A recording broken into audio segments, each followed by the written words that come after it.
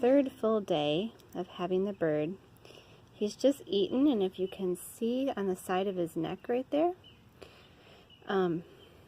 when they eat, that little sack, I forgot what it's called, the lady at the wildlife rescue place had told me what it was called, but they that little sack is supposed to fill when they've had enough food, so that's how I know that he's eating enough. And it won't stay there, of course, it'll digest down, but now today, on the third day, as you can see, he's getting very active.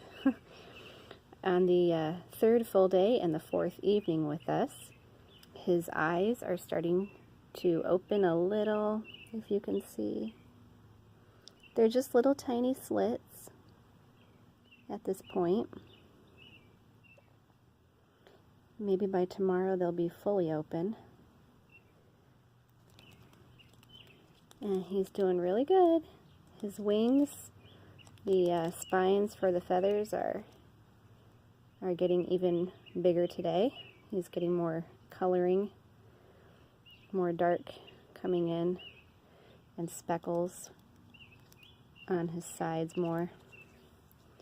Okay, little guy, pause this for a minute so I can get a better hold of him.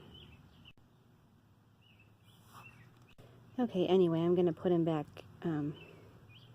so he can get warm. I think we've just got one more feeding for the night and then we're done, and I'm going to put him to bed. So, okay, little guy.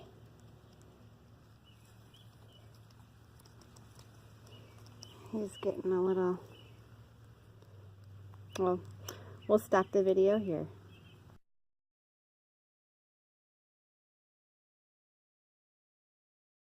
Of the night, he's just had his last feeding. It's about 8:30 p.m. and he's going to bed, and I got his heating pad going, and it's time to get him warm and tucked in.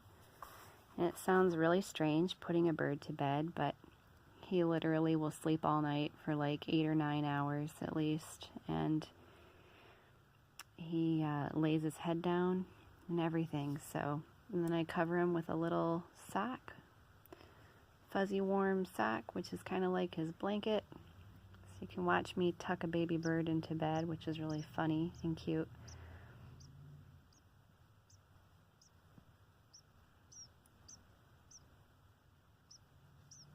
I'll put that over. I'm cheaping a little bit yet.